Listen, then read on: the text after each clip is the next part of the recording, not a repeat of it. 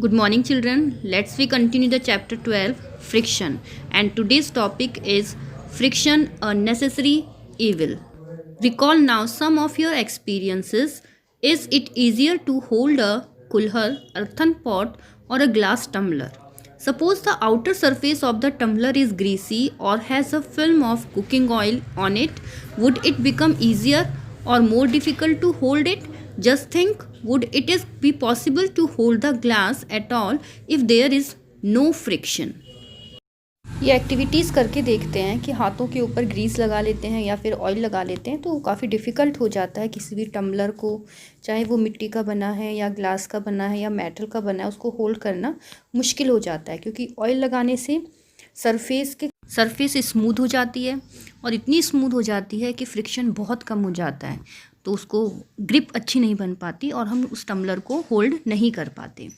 Recall also how difficult it is to move on a wet muddy track or wet marble floor.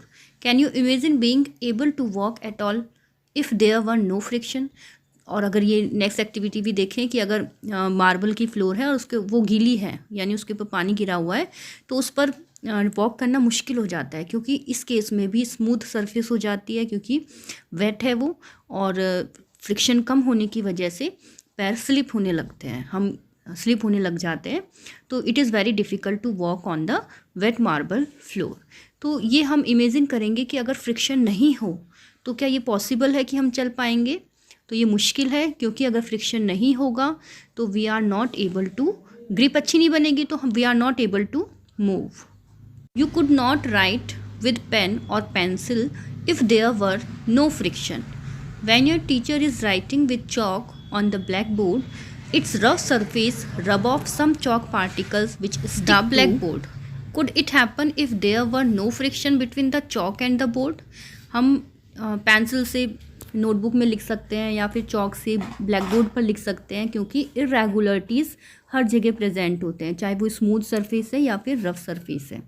तो इसकी वजह से जितने भी चॉक पार्टिकल्स हैं जब हम राइट करते हैं तो चॉक पार्टिकल्स या फिर पेंसिल में जो ग्रेफाइट लगी रहती है उसके पार्टिकल्स उन इरेगुलरिटीज़ के अंदर फिल हो जाते हैं और हमें दिखाई देते हैं. तो अगर फ्रिक्शन नहीं होगा, इरेगुलरिटीज़ नहीं होंगी तो ये भी नहीं हो सकता. If an object start moving it would never stop if there were no friction. Had there been no friction between the tires of the automobiles and the road, they could not be started or stopped or turned to change the direction of motion. अगर कोई object start हो रखा है, move कर रहा है, तो वो कभी स्टॉप नहीं होगा अगर फ्रिक्शन नहीं होगा. अगर कोई ऑब्जेक्ट मूव कर रहा है तो वो मूव ही करता रहेगा in case there is no friction. अगर फ्रिक्शन नहीं है तो वो मूव ही करता रहेगा जब तक कि उस पर कोई एक्सटर्नल फोर्स नहीं लगता है. तो ऐसा पॉसिबल नहीं है क्योंकि अर्थ में हर जगह फ्रिक्शन प्रेजेंट है, चाहे वो कितनी भी स्मूथ सरफेस है या कितनी भी रफ सरफेस है. After then you could not fix a nail on the wall और टाई अ नोट. अगर फ्रिक्शन नहीं होगा तो ऑब्वियसली नेल भी फिक्स नहीं होगी वॉल के अंदर. हम किसी चीज़ को गांठ लगाना चाहते हैं, नोट लगाना चाहते हैं तो वो भी पॉसिबल नहीं है. Without friction no building could be constructed. Without friction कोई बिल्डिंग भी कंस्ट्रक्ट नहीं हो सकती. On the other hand friction is an evil too. अगर ये फ्रिक्शन के एडवांटेजेस हैं तो इसके डिसएडवांटेजेस भी हैं. Here see in the picture the sole of the shoes wear out due to friction. Friction की वजह से जो शूज़ के सोल हैं वो फट गए हैं. So the same reason it wears out the materials whether they are screws, ball bearing और सोल्स ऑफ शूज़. तो जितने भी बॉल बियरिंग्स होते हैं जो मशीन्स में पार्ट में लगे रहते हैं वो, या फिर कोई स्क्रू है या फिर सोल है शूज़ के, वो फ्रिक्शन की वजह से ही वेयर आउट हो जाते हैं, फट जाते हैं. You must have seen worn out steps और of foot over bridges at railway station. So these are the examples.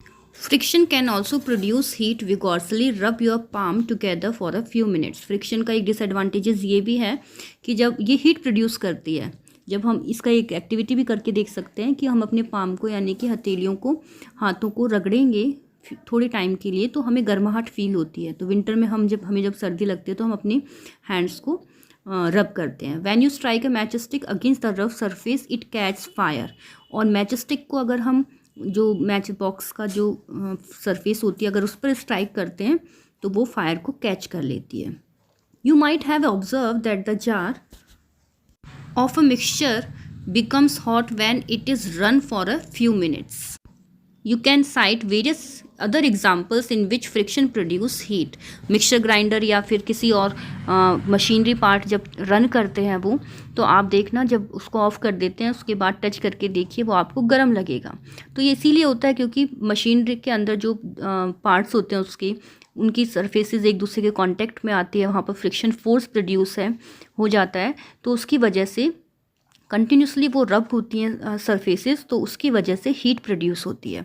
In fact when a machine is operated, heat generated causes much wastage of energy. और इसकी वजह से जब बहुत ज़्यादा heat generate होती है और उसकी वजह से एनर्जी वेस्ट होती है.